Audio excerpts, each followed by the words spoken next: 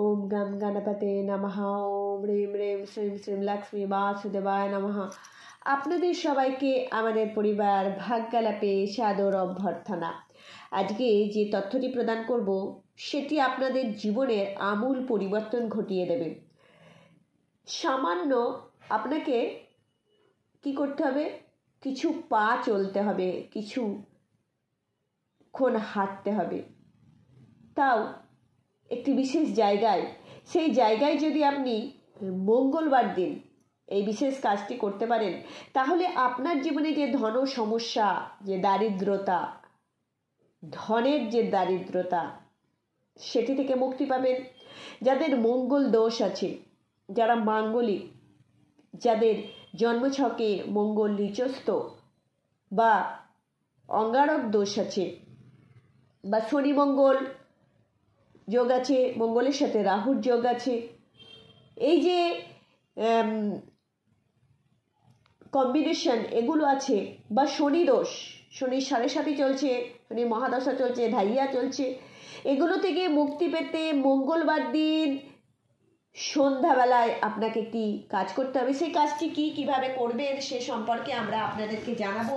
তার আগে আপনাদেরকে অনুরোধ করব, চ্যানেলটিকে সাবস্ক্রাইব করে পাশে থাকা বেল আইকনটি ক্লিক করবেন। আমাদের ভিডিও ভালো লাগলে লাইক করবেন, শেয়ার করবেন, ভিডিওটি শেষ পর্যন্ত অবশ্যই দেখবেন। এবং সনাতনী শাস্ত্র সম্পর্কিত বিভিন্ন তথ্য যদি আপনারা সংগ্রহ করতে চান, আমাদের এই চ্যানেলের সাথে যুক্ত অবশ্যই থাকবেন, পরিবারের সাথে যুক্ত থাকবেন। আমাদেরকে কমেন্টে আপনারা কোনো প্রশ্ন করতে পারেন, কিন্তু একটুখানি অনুরোধ করব, ধৈর্য রাখতে হবে, সেই প্রশ্নের অবশ্যই আমরা উত্তর দেব। এবং যে কোনো সমস্যা, আপনার জীবনে যে কোনো সমস্যা থেকে মুক্তি পাওয়ার জন্য আমাদের সাথে আপনারা যোগাযোগ করতে পারেন, কিন্তু অবশ্যই সেটি এর জন্য ন্যূনতম কিছু আমাদেরকে অর্থ প্রদান করতে হবে।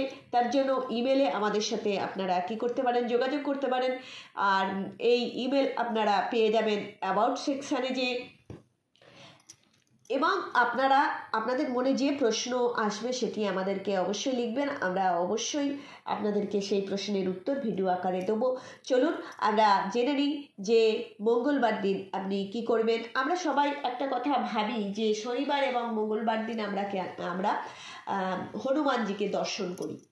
দেখুন, আরেকটি কথা বলে রাখি, এই পদ্ধতিটি সবাই করতে পারেন। হিন্দু ও যারা আমাদের ভাই বোন আছেন, আমাদের ভক্ত আছেন, আমাদের যারা সনাতনী আছেন, তারা করতে পারেন, এবং অন্য ধর্মের মানুষও যদি আপনারা চান করতে পারেন, কোনো অসুবিধা নেই। দেখুন, বিশ্বাসে মিলায় বস্তু, তর্কে বহুদূর। আপনার বিশ্বাস, আপনার ভক্তি শ্রেষ্ঠতা আপনাকে প্রদান করতে পারে। আরেকটি কথা বলে রাখি, জন্ম অসুচ বা মৃত্যু অসুচ চলাকালীন কাজটি করবেন না। অর্থাৎ আপনার বাড়িতে মৃত্যু হয়েছে কারণ, আর সেই শ্রাদ্ধ কাজ সম্পন্ন হয়নি, বা আতুর এসেছে, আতুর ওঠেনি, সেই সময় এই কাজটি করবেন না। মহিলারা পিরিয়ড চলাকালীন কাজটি করবেন না, সবাই করতে পারেন। চলুন কি করবেন। মঙ্গলবার দিন সন্ধ্যাবেলা স্নান আদি ক্রিয়া সম্পন্ন করে নেবেন। বলবেন, অনেকে প্রশ্ন করবেন, স্নান না করলে হবে না? না, হবে না। স্নান করা মানে শুদ্ধতা। দেখুন, আপনি যদি মাথা ভিজিয়ে স্নান করতে হবে তা না, আপনি মাথার নিচে থেকে গলা থেকেও আপনি স্নান করে নিতে পারেন, আর মাথায় গঙ্গা জল ছিটিয়ে নিতে পারেন, কোনো অসুবিধা নেই।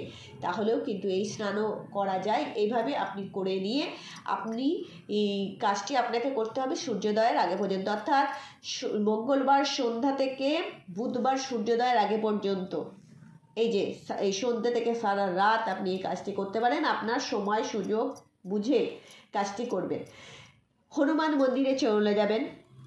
হনুমান মন্দিরে, যেটি বলতে চাইছিলাম সেটি হলো, আমাদের একটা বিশ্বাস আছে যে আমরা মঙ্গল এবং শনিবার দিনই হনুমান মন্দিরে যাই, কিন্তু যারা সনাতনী আছেন তাদেরকে অনুরোধ করব প্রত্যেক দিনই হনুমানজিকে দর্শন করবেন। কেননা হনুমানজি এমন একজন সাক্ষাৎকার দর্শন দেওয়ার একজন আমাদের যে আরাধ্য, তাই অবশ্য তাকে সর্বদাই স্মরণ করবেন। আর একটি কথা, বাস্তব অভিজ্ঞতা থেকে বলছি, পাশাপাশি দুটি মন্দির, লক্ষ্মী নারায়ণের মন্দির আছে, হনুমানজির মন্দির আছে, ভিড় জমাচ্ছে সবাই হনুমানজির। কেন? আমরা ভয়ে ভক্তি করছি, আরাধনা করছি। এবং লক্ষ্মী নারায়ণের মন্দিরে খুব কম সংখ্যক মানুষ যাচ্ছেন। জানবেন, রাম নাম জপ না যদি করেন, হনুমানজির কৃপা লাভ করবেন না, কেননা রাম ভক্ত হনুমান বলা হয়। তাই হনুমানজিকে কি করার আগে, তুষ্ট করার আগে রাম নাম অবশ্যই জপ করবেন। হনুমান চালিসা যারা পড়েন দেখবেন বারবার রামজির নাম করা আছে, কেননা তুলসীদাসজি জানতেন যে হনুমানজি তুষ্ট কখনই হবেন না, তিনি রেগে যাবেন যদি রাম নাম জপ না করা হয়। তাই প্রত্যেকটা ছাত্রে ছাত্রে দেখবেন রামজির নাম, আমার প্রভুর নাম, আমার আরাধ্যর নাম সেখানে বর্ণনা করা আছে।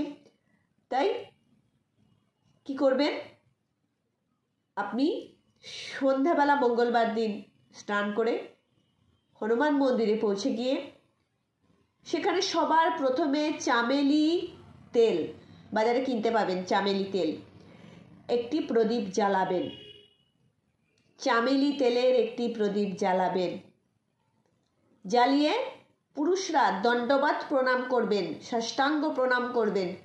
প্রণামও একটু বলে রাখি, পুরুষরা দাঁড়িয়ে দাঁড়িয়ে প্রণাম করবেন না, এটা নিকৃষ্ট প্রণাম। মহিলারাও দাঁড়িয়ে দাঁড়িয়ে প্রণাম করবেন না, একদম সব থেকে নিচু স্তরের, মানে 1% রেজাল্ট পাওয়া যায় প্রণামের। সর্বদা পুরুষরা দণ্ডবত সাষ্টাঙ্গে মাটিতে একদম শুয়ে পড়ে হাত একদম সামনের দিকে প্রসারিত করে স্ট্রেচ একদম শুয়ে পড়লেন, দিয়ে প্রণাম করা যেটাকে সেটা সাষ্টাঙ্গ প্রণাম, সেই দণ্ডবত প্রণাম করবেন। এটা হচ্ছে শ্রেষ্ঠ প্রণাম। যখনই যাকে করবেন, যে কোনো দেবদেবীর গুরুকে এইভাবে করবেন।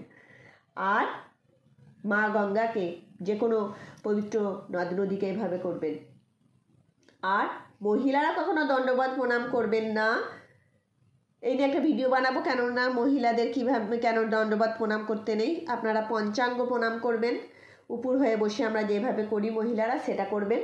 প্রণাম করে নিয়ে 2 হাত জুড়ে 11 বার হনুমানজির পরিক্রমা লাগাবেন। ওই যে বললাম না, কিছু পা আপনাকে চলতে হবে 11 বার, হ্যাঁ গুনে গুনে হনুমানজির 11 বার পরিক্রমা লাগাবেন। পুরুষ মহিলা সবাইকেই বলবো।